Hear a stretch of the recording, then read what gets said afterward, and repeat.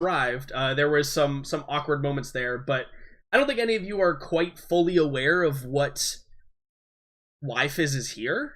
I don't think she actually told anybody, and so perhaps that is a little intriguing to the rest of the crew on the ship. And I think that you are all enlightened when the ship suddenly begins to like lurch forward again, as happens commonly with Gogo. And perhaps one of you, like, instead of running through the ship naked, Fortune, maybe you actually comms Gogo and like, hey, what's going on? Yeah. And Gogo probably responds like, oh, we're just moving away from the other ships to get some more space. You're just like, oh, that's weird. And she tells you, oh, it's for training. It's not a big deal. Don't worry. And we see the image of Gogo's in the cockpit, and Fizz is sitting on like the he's probably found like a stool or a crate or something, and he's sitting behind her, kind of just like observing her actions as she's navigating out towards the edge of the system, which has a large asteroid belt that kind of surrounds it. Would be the equivalent of the Kuiper belt here in Seoul. And as they begin to do that, we see a conversation between the two of them, where Fizz is basically talking to her and asking her, like, where do you think that you're weak? What do you think that you can improve on? And she's like, well, nothing really. I just know that you're pretty good at flying, and maybe you could show me like one or two things. I don't think I need much. And we see her. She begins to he navigates a course for her through the asteroids, and he says, okay, take me through. Let's see what happens. And as she goes through, she does it very well. There's probably a few of like the smaller asteroids that maybe ping off the hull. But nothing really significant, nothing to cause enough damage or anything like that, or even to alert anybody who isn't looking directly at it. And after that, we see he goes, oh, okay, if you don't mind, let me show you how I would do it. And there's that, like, the dirty look, like, you want to touch my ship. And she gets up and kind of, like, folds her arms and sits back in the captain's chair. And Fizz begins to pilot, and while he's doing it, he's actually watching Gogo and like talking to her throughout this whole process. And it becomes a realization to Gogo. I think her demeanor kind of like her jaw kind of drops a little bit, because he expertly flies the craft through the same course with relative ease, while also like talking to her about mundane items, right? Like, probably like, Chan's omelets were really good this morning, that kind of stuff. And she's just like watching, and there's probably like a moment where like he's flying like right at an asteroid, and she's like, you may want to watch out. And he's like, oh, and then he just like inverts the ship and spins around it effortlessly. And it's probably like one of the first times that Gogo is like impressed a little bit by his skills. And Fizz being Fizz, he does the whole like somewhat bashful, like, oh, it could have been better. I'm not used to flying these kind of ships, that kind of thing. And I think for a moment there's like the flashes of Gogo between like anger of like, why is he so good, and then like impressed with the ability that he has, and then anger again because he's being so humble, and she thinks he's being cocky, but then like seeing that he's actually like honest, he's like, it was more difficult than I thought. Like, he's being completely honest because Fizz doesn't lie about anything. Of course, he's pretty upfront about everything that he does ever. So I think that we see that, and my question to the other two on the ship is, do you interact with this particular scene or any particular scene during this process, or at least that particular process in any way? For Devin and Will. I probably wouldn't interact with that scene, but at some point I would probably want to ask like how Fizz got here, why he's here. Yeah, okay. So I think the thing that I didn't explain when Fizz got on the ship is he has a rental, which is the equivalent term for it. You did to Go-Go. Oh, Yeah, you okay, yeah, explained that he showed up in a little two-seater. yeah. So Yeah. there's probably a scene during like there's probably a scene during lunch or dinner or whatever where you find each other in the cafeteria, and he greets you, and I assume you pose your questions in a manner like, hey, what are you doing here again? Yeah, I'm like, so why are you out here? It's an odd place for you to be. Well, I was just helping Miss Gogo out with her flying a little bit. I know that she perhaps is good enough, but she reached out to me. I certainly didn't choose to come here by myself. Wait. So Go-Go asked you for help. Well, not in so many words. You have to understand, Miss Gogo. She's a fine woman, and she would never blatantly ask or pretend like she was not as good at something as somebody else. You must know what I mean. Well, yeah, that's why I was. But in not so many words, she still asked you for help, right? I mean, yeah, I did not. I promise that I did not just come here on my own. That would not be something I would do. That would be improper of me. Now, Well, I can't say that I didn't perhaps send a message or two. Me and Miss Gogo, we get along right finely. I'm sure you do. All right. So what are you? So you're helping her learn stuff, fly stuff. Yeah, she mentioned that she might want to learn how to fly perhaps smaller spacecraft, which is what my area of expertise is. As she's perhaps far better than me at handling a ship of this size, but when it comes to the fighters, and especially the one that I have docked outside, that's kind of where my specialty is, and she expressed some interest in perhaps learning that kind of stuff. All right.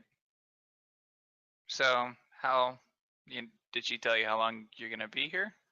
Oh well, I took some leave from work so that I could do some personal stuff, but this isn't going to get in the way of that at all. I promise. And since I had some time off, I figured maybe it was a good time. It was only a jump away, so can't be too bad, right? So okay, so you don't know how long you're gonna be here. Well, I only got about 2 weeks, and most of that is up now. At least quite a few days of it. But probably another week and a half, maybe closer to two. I heard that you guys are in line to get down the planet, and I think that that's something that I'm gonna go with you, and then get a ticket to get off. That probably be I'll probably see y'all down there. At least. Oh, all right. Well, enjoy your stay on our ship, and if you need anything, let Go know. He kind of smiles and says, I will do that. Thank you, Fortune. No problem. And he probably just takes a to-go cup of coffee, but then also you see he's got another cup of coffee with him, and he just leaves the cafeteria to go presumably find Go-Go. Yeah. What about you, Dr. Fisher? I'm really tempted to do a dad interrogating the daughter. Well, I think that you'll have an opportunity later based on what I know is going to happen. Uh-oh. So we see that process begin, the process of Gogo being resistant to learning, being confident in her abilities, and then seeing that she's kind of out of her class, and kind of being humbled a little bit, which is something that doesn't happen often to Gogo, I think. And so with that, I think we see we do the planet zoom down onto the planet through the atmosphere, and we see a relatively lush landscape before us. The planet of that you guys are on, which I totally know the name of. 309 2, sir. The planet of Tusser is a fairly lush planet. It has everything for humans to be self-sustainable, and that's necessitated by the kind of interference of the gravitational waves that flow in and around this planet, preventing a lot of ships from coming in and out. So, with that being said, we see Oscar and Oha, who are approaching this what looks like a feudal era Japanese or Chinese like fortress. We can see the walls, which are probably about like 12 meters high, that look like they have like the traditional markings of that kind of era, but they're very clearly made out of like steel. They're not, or probably Red 5, to be honest, because this planet has a ton of it. Made out of Red 5, but then like drywalled over to look somewhat feudal era. And we see this wall, and there's probably it's probably like a 7 to 8 acre plot of land. Will, you can look that up on the Google machine. It's probably like a 7 to 8 acre plot of land. And we see that in the center, kind of rising above the wall, is this like fortress or temple or tower of some sort. Looks to be about 6 or 7 stories high. And again, in that kind of design of feudal Japan, feudal China era, the dynasty era, for lack of a better term. And also, the planet of Tusser is relatively foggy, almost at all times, due to like the humidity of being in a jungle, but also it's quite cold. It's quite cool during the nighttime. So there's like kind of a settling mist and fog that kind of rolls depending on the time of day and the way that the gravitational forces are moving and stuff like that. So it's kind of, lightly arrayed in mist. And we see Oscar and Oha kind of approach this, and we see that they walk up to a door.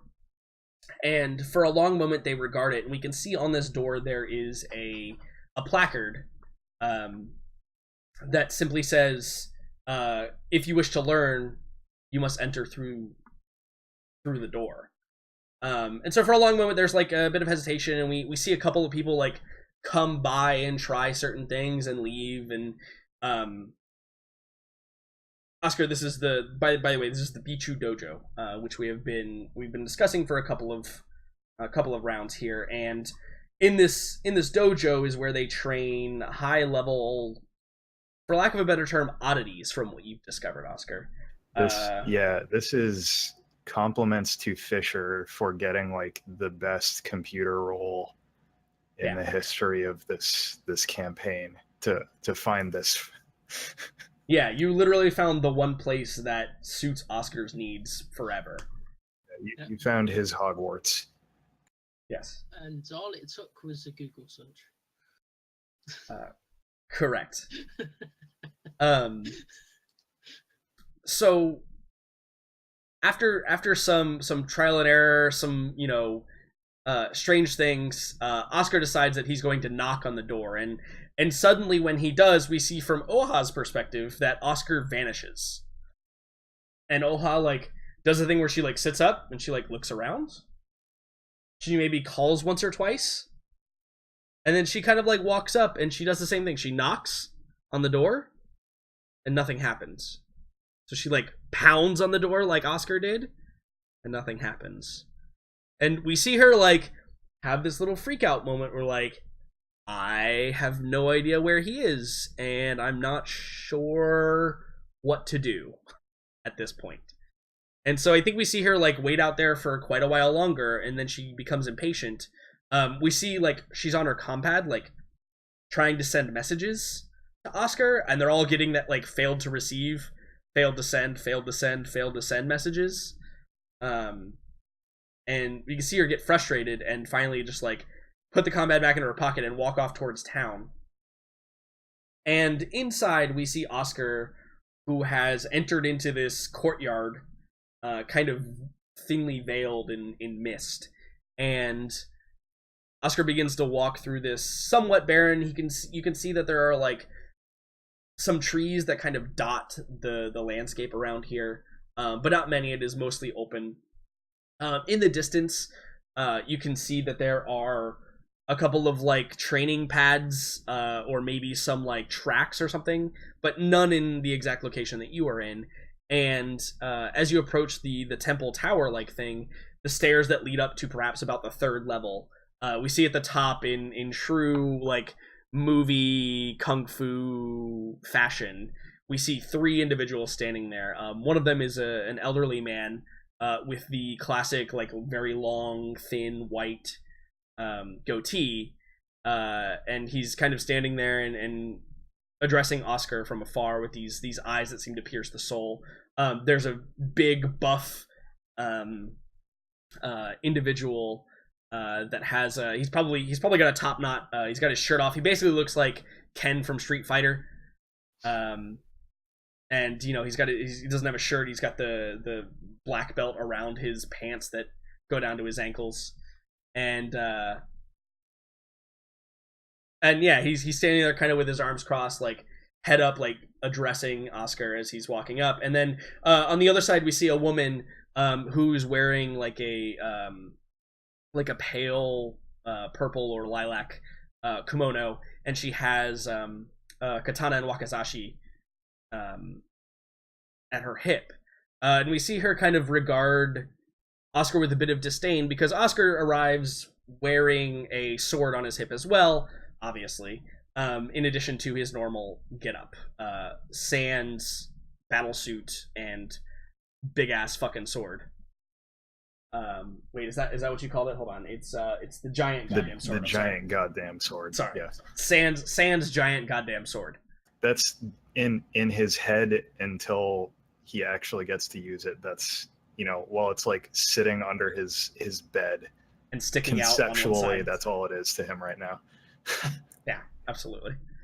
And so as Oscar like climbs the stairs and approaches these 3 masters, without saying a word, they simply part and allow him to pass into the primary temple area, like the gathering room, in which he meets 4 other individuals. And these other individuals vary in both looks and skills and abilities, which we'll certainly go over to some degree in a moment. But immediately Oscar realizes that these are his new classmates for this particular sequence. And in the day or 2 that is remaining, no one else arrives through the gates. Oscar is the final student to arrive. And the 3 masters begin to introduce themselves. The first one, the tall, buff dude, he goes by the name of... I wrote this down. Is it just Ken from Street Fighter? Basically, yes. That should be his name then.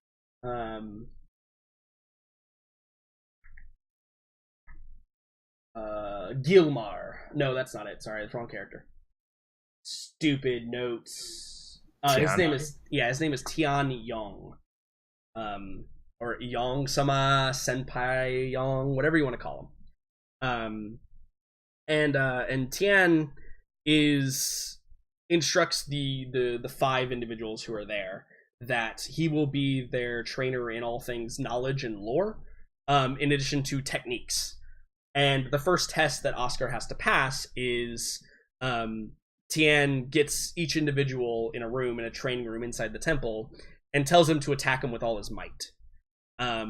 Some attack far stronger than others. Oscar, for one, does not use everything in his arsenal.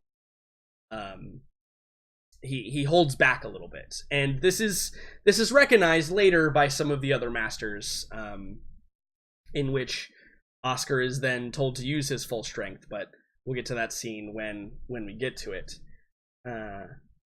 And none of them are able to lay so much as a scratch on Tian, because he's obviously a master. And it kind of also evaluates the current strength of the other 4 individuals here. The first one, whose name is Gilmar Nilsson, is essentially Rudolph's cousin. Big, tall, burly, Viking-looking individual who fights mostly with his fists. But as we come to find out, he's actually a psychic himself, and he uses kinesis wraps, which are simply a psychic or a psi-tech weapon that's used to wrap around your hand. They can come in many forms. They can look like, standard brass knuckles. He particularly uses like these wrap-like gloves that he wraps his hands with, and it basically allows you to do things that normal TL5 weaponry could do. For example, someone with kinesis wraps could punch Oscar in armor and still hurt them. So he's a very close combat, very brawly fighter, akin to his looks and style. When it comes to physical ability, he's at the top of the class out of the 5 individuals here. The next one is Noru. She has a very kind of Egyptian cat-eyed look to her, and she wields dual scimitars.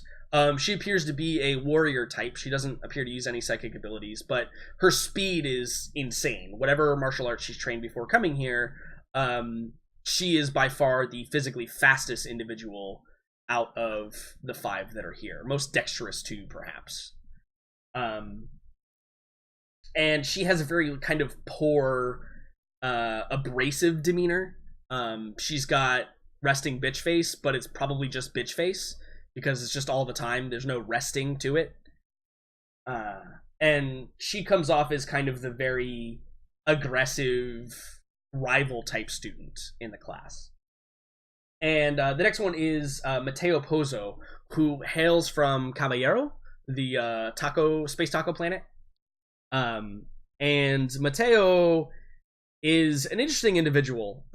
This is probably when Oscar, when he watches Mateo fight, realizes that this is not a school for those who are the best at martial arts. It is a unique school for those who want to learn how to focus their own uniqueness in their martial arts and power. Oscar realizes that that's when he realizes this is the perfect place for him. And Mateo is, I think, as I explained to you, Matt, is in a particular setting, Mateo is the most dangerous out of every single person here. Mateo has, if we were speaking mechanically, an extremely high charisma, and also an extremely high intelligence. So he's very able to integrate himself and almost has this innate demeanor that people just want to talk to him. In fact, Oscar at one point finds himself giving more information than he intended just because Mateo's presence is so kind of open and overwhelming, kind of invades your senses a little bit. And Mateo doesn't use any weapon in particular. He seems to be an improved weapons master. He's the guy that's an assassin that'll kill you with a fork at the dinner party. Physically, Mateo is perhaps the weakest of the group.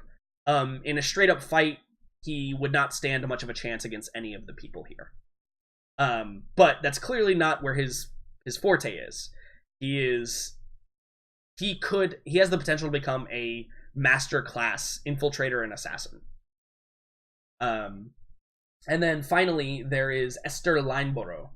And Esther is an interesting individual in the fact that she's also a powerful psychic. While Gilmar has kind of not as strong powerful psychic as Oscar does, Esther is very either on par or equivalent, slightly below maybe Oscar's power, and her power lies in specifically biopsionics, which is something that's not seen very commonly in the sector or even in the universe, because biopsionics requires you not to only have knowledge of psychic abilities, but also have knowledge of the human body or Sriak body or Tan body. Like you have to have practical knowledge. You can't just train your body to become better at being a biopsionicist. You have to study, and you have to do all of these other things. And so a lot of people just don't put time into focusing in that particular technique. Esther, however, has dumped a lot of time into doing it. And she fights in a very defensive manner, in a way in which she can support her teammates very well. In fact, her paired up with anybody else in a 2-on-2 is very hard to overcome. If at all possible. because of her ability to enhance her allies and defend them as well. So that concludes Oscar's class. Now, I think the first big scene we see, besides the one where they are simply combating Tian, is the initial conversations with all these people. And I think that this is probably a good point to ask Oscar, what's Oscar's initial impressions of all of these people? Just from like the first couple of days that you're there.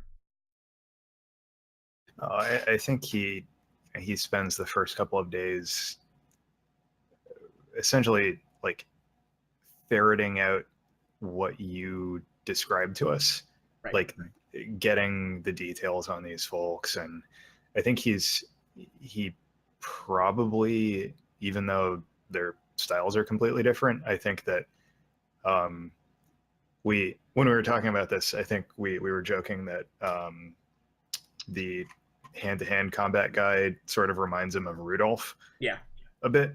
So I think that out of anyone, he sort of identifies with him, especially because he is the one who's like most closely trying to do the same thing Oscar is, which is adapt his specific skills to combat, like in an offensive manner. So like the biocyonicist is obviously very capable, but I think it's sort of hard for him to identify with her in the same way that that he does with the with his name Gilmar. Yeah. I think he's fairly impressed by all of them, and I mean, I think he would be surprised if he got into this place and wasn't impressed. Yeah, it's where you realize it's the moment you realize you found home, right? Like that kind of like this is the place. Yeah, absolutely. This is it. Absolutely. So as time progresses, the general layout of things is the second master introduces herself, and her name is Sudafumi, and Suda is the woman that has the katana and wakizashi, and she's not standoffish, but she's very stern. She's got kind of that Professor McGonagall thing, to bring it back to a Harry Potter reference. She's got kind of that Professor McGonagall thing. She's extremely capable, but also doesn't take shit from anybody. Like, she's not here to be your friend. She's here to teach you. And I think that she's probably the hardest on Oscar, in particular. At least it seems that way.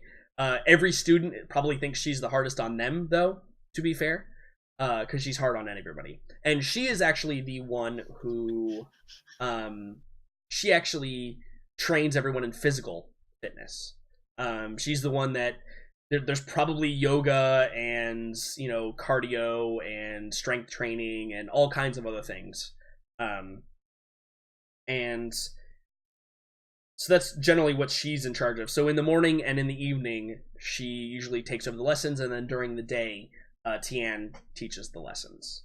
The third master, Shibichu, who is the actual proprietor of the school, very rarely comes out and shows himself, except for one particular moment where early on, Shibichu comes to Oscar's room, and he instructs you, or he asks you the question, why haven't you used your full power? In that kind of old guy sensei of like, I know exactly, like, I can read your mind kind of thing. Like, I know that you haven't been using your full power because I've evaluated literally everything you can do because I'm a grandmaster at everything. And tells Oscar to use his full power, to which Oscar replies, well, we may want to go outside. And he kind of like waves his hand and says, no, that won't be necessary. So Oscar attempts to basically blow up the room that they're in, to which the power goes off and then kind of like crumples and fizzles. And she kind of smiles and nods, and tells Oscar it was a wonderful display. You should use more of your power when we ask you. Otherwise, up to this point, Oscar had been feeling like, I need to improve on my weaknesses. I need to improve on my weaknesses. And this is kind of the turning point where she comes in and says, listen, if you improving on your weaknesses is great, but he says to Oscar, if you don't know where your limits are of your own strength, how can you ever improve that either? And I think that from here on out, and correct me if I'm wrong, Matt, Oscar kind of takes that to heart and begins using his own technique far more and kind of, enhancing his own technique while also during the downtime increasing his weaknesses as well. Yeah, I think so. He goes in exactly like you said. He goes in with the mentality that like this is going to be the shittiest 2 weeks ever, because he's going to try and meet people toe to toe exclusively and like actually work on, focus 100% on like hand to hand and physical combat. And after this, he, after not exactly being chastised, but like being given a different perspective, he does take that to heart, and he lets loose a bit with that. Begins trying to blow up training grounds and such. Yeah, so he starts putting the others through their paces the same way that they had been doing to him. Right, because nobody else had kind of taken that line. They'd all been fighting in the way that they know best, and Oscar was, I would say, struggling in the beginning, because you physically were nowhere near as strong as Gilmar, and you physically were nowhere near as fast as Naru.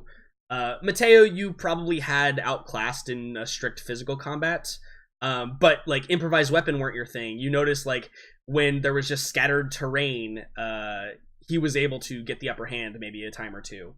And Esther, you couldn't match with her ability to like regenerate and heal herself and keep herself going. Your stamina was waning. And then after this, being told that like they're all using their strengths, why aren't you? You started to use your strengths, and things began to turn. Things began to change for you. You began getting the upper hand a lot more often, obviously. And I would say it's hard in a school so unique to judge where your strength is. I think that there are certainly things that you were the best in, and certainly things that you were not the best in. And I think that it only helps to improve you because you needed some very unique and ornate training. And this is obviously the place to do it. So I think that we see basically Oscar at the halfway point after this meeting with Shibichu. And we see Oscar taking that turn, to which we head back into space. And we get over to, in particular, both Fortune and Dr. Fisher. So 3 days have passed. I assume you both are going to work on your your clocks again. See. Okay. So I have a question for Fortune specifically. Is it just brute force time? Are you just like? It's not quite there. Okay. I will be trying to do this carefully, but there is a hammer next to me. Right, yeah, just in case I have to break this thing open. Exactly. It's Okay. like it's coming apart this time one way or another. Yeah, I imagine Fortune's like concentrated angry face when he's doing this. This like really delicate work to try and disassemble this weapon. Would you like to make a roll, Fortune, and see how well you do? No, but yes. All right, make me that profession roll with dexterity again. I'm sorry. Big money. Hey, a 7 is good enough. Yeah. Okay. A 7 is good enough. You made it. Congratulations. Yay. God, I so- still can't roll. But Yeah, profession checks, man, they're hard. they could be so much higher. It absolutely could be. You did roll way under. You rolled under average on that one for sure. Yeah. So I think that like there's a moment where your hand like flinches towards the hammer, and then all of a sudden it clicks in your mind, and you're like, oh no, wait, like you flinch towards the hammer, and then you realize, oh shit, I've already done it. Like we're good. Like everything's done. Yeah. You were just overthinking it, perhaps. Well, it was probably I got the last part like off, but nothing had come apart yet. Like the gun hadn't disassembled itself, and like I'm used to like, okay, you pull this pin out and it kind of just falls apart. Yeah. So I pull that last pin out and nothing happens, and I'm like, nope, I'm breaking it. And then like as I let go of the gun, like that's when it finally it just like drops down. Yeah. Yeah, and so I think that the reverse of the previous roll is true. We just hear like screaming in joy from the cargo bay, and we just see the faces of everybody like, what in the hell is that? Because they probably don't sound too dissimilar, to be fair. Yeah. Probably not. Probably the same decibel, just different inflection. Probably the same words too. Congratulations. Now the hard part after that, of course. Yeah, assembly. Yeah, figuring out how to recreate this, or at least put this one back together in a proper way so that you might be able to, in the future, produce these in such a way. That roll will be slightly harder, but looking at your average roll, I have faith in you. Now, is this particular one going to be in a state where if Fortune gets winged, we're not all going to go up in a mini thermonuclear explosion? Or yeah, so correct. So that's what he has done. He has made it so that he's got it back down to the base parts now. So it's inert at this time. So now if I keep failing, it's just the gun's not going to fire. Correct. Yes, the gun's not going to work. Once he succeeds, however, fire in quotation marks. Yes, correct. If he succeeds, though, he will have succeeded in being able to reproduce this, and then I assume, since money making is the eventual goal here, get a workshop on board, get some raw materials, might be able to mass produce a new level of laser weapons for the sector. That isn't something well, hold on, let me rephrase that. That is not the goal, but that is not something, or that's something he. Whatever. You might do it. We all gotta eat. Yeah, exactly. Ship gets hungry sometimes. Maybe Fortune's got to make some money, but right. So that's like, yeah. Instead of having to sell your body, Fortune, you could just make guns. Or maybe we're all aware he's capable of, but. Or maybe both. I don't know. Whatever you're into. I mean, I have sold my body for information before. I believe that. Or almost. Well, it almost happened on Paphos. That's true. I think you were propositioned on Paphos. I was by Bertha. Huh? Yeah, I think I remember that. Yep. So, rip chains, by the way. That made me think of a sad thought. So, congratulations. Just rotting in a sewer somewhere. He really is. He's just rotting in that sewer. It's like the stairwell thing. Anytime. Yep. It's basically. We don't have to expand further than that. Everyone knows what we're talking about. I don't know if Devin's seen it, but it's funny. Just know that. Are there? I can see it now. Are there any sewers nearby? Yeah. Okay, that's good. So congratulations, Fortune. And you walk around with your head held high, for the next few days, certainly. However, back to Dr. Fisher. So, Dr. Fisher, you've successfully completed your extraction. Now starts the real science work, though. So previously it was a mixture of both science and tech med roles, in combination there. So I think that initially this is going to be another science role, because you're disseminating the information that you're receiving back, because taking a sample and then running it through the computer is a pretty simple process. It's more trying to figure out what the hell all this data that you're receiving means. So let's start off with a science roll, and we kind of reset the difficulty here. You've gotten to the hard point.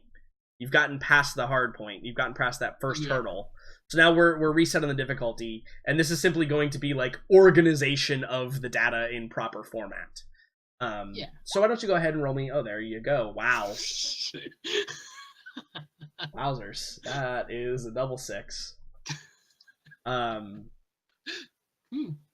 mean, those numbers are organized and bullet pointed and highlighted. I feel like they just spit out of the machine in the format you want them anyway, right? Like you just like tap the machine with your magic finger and they come out filed already, categorized.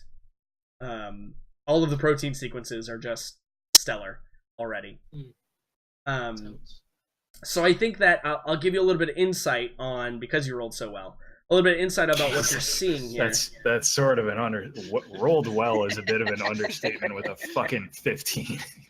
But yes. So I think that you may be able to relate this to something you've seen before. So you know that there are creatures within the world that are I forget what the term for it is. Hold on, let me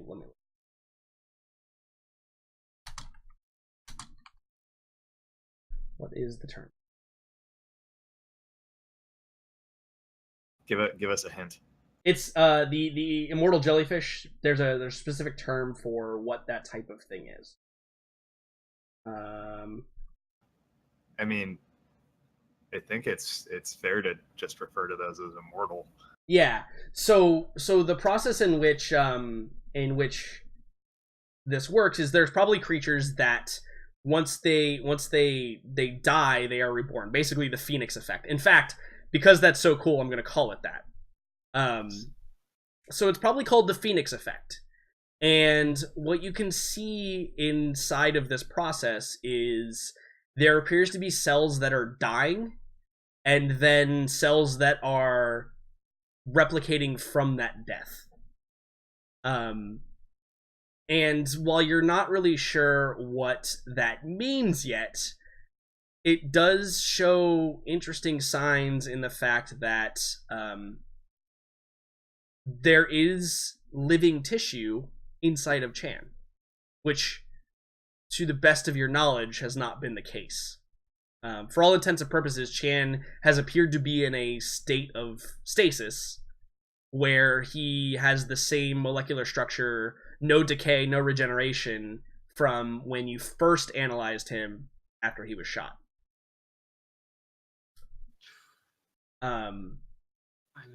And this is a significant change in that, and probably why, probably why there's growth.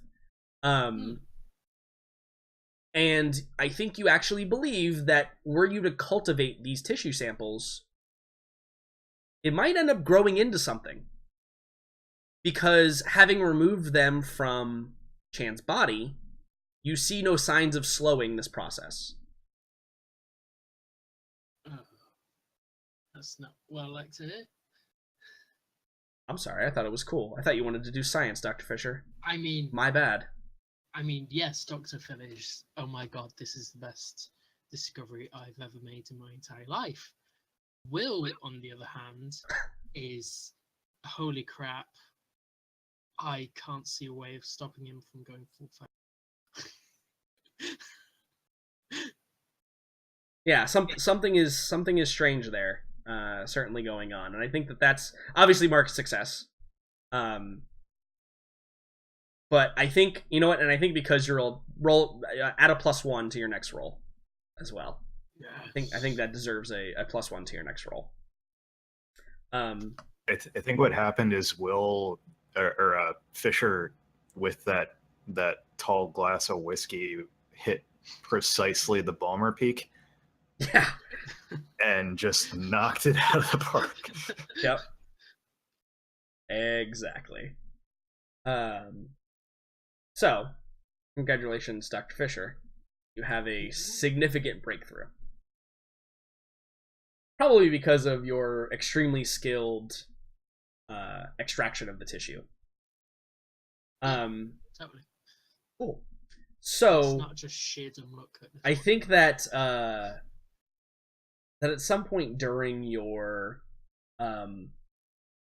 process, and remember this is about halfway through the total amount of time that's going to be spent, right? This is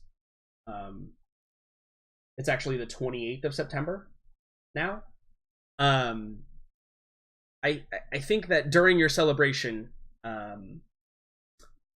Gogo enters the med lab, and probably says, "Oh, you have good news." Yes, this is just fantastic. This is, if I could harness this could change the entire sectors as we know it. This is just mind blowing. Oh, well, that's good. Listen, Dr. Phil, I have a question. And she kind of like goes on rapid fire mumbling, and you're not able to hear what her actual question is. Would it help if you did it in emoji form? Because I feel I would understand more. You don't want her to do it in emoji form. So I think that she kind of like she probably like leans over and whispers like very hushed tones. There's nobody else in the med bay, not a single other soul in the med bay, but she whispers in hushed tones, and I'm gonna message you something.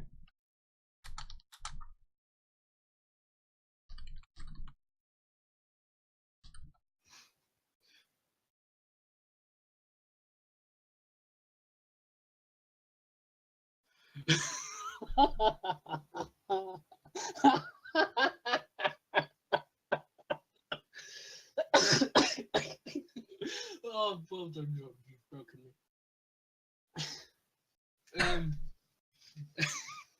What do you say to her? And like complete red face, right? What's Dr. Phil's reaction? Besides utter laughter. I don't know if that's actually canon or not. I think at least a sensible chuckle is brought out.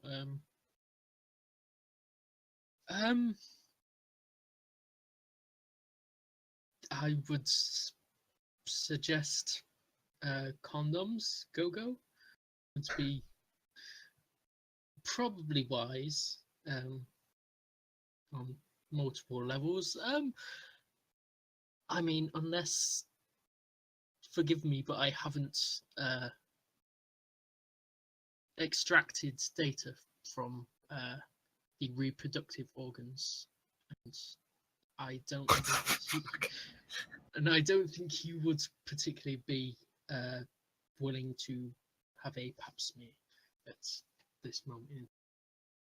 Yeah, and I think that she kind of just like, she probably just like shakes her head and she's like, no, is it even possible? Just want to know if it's possible. I would. So, do you want to make a roll to find out what you know about it? Sure, yeah. I'll let you make a science roll with intelligence again. Sweet. To know what you know. You got 8 minutes on a reroll. Good, great. So you know, Dr. Fisher, that the only proven way for that to happen is contact with a modified portion of the subject. For example, it's why people assume bites will always be transferable. It's not necessarily, they don't have any fluids. It's not like they're passing saliva. But for some reason, contact with the modified bones, the teeth, that's what sets it off. Another good example would be like if some of Chan's like burned, flaky skin on his arm now were to like spread into an open wound, that might be transferable. So only specifically like modified portions of a subject would allow it to be transferable. Now, you've done full checkups on Gogo. She has 0 modified portions of her body. Yeah. So whilst I think you should be okay with a over 50% certainty, I would recommend. She just like holds up a hand and she says, "It's 100% or nothing."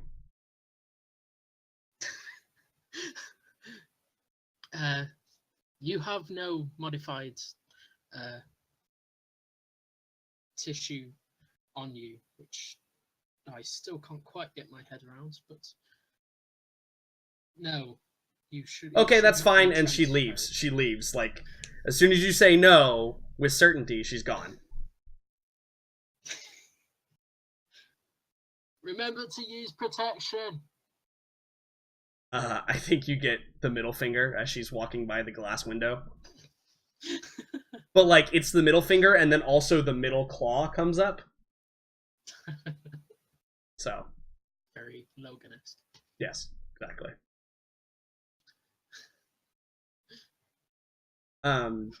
So the rest of the montage we see is Fortune, roll me a perception check based on charisma.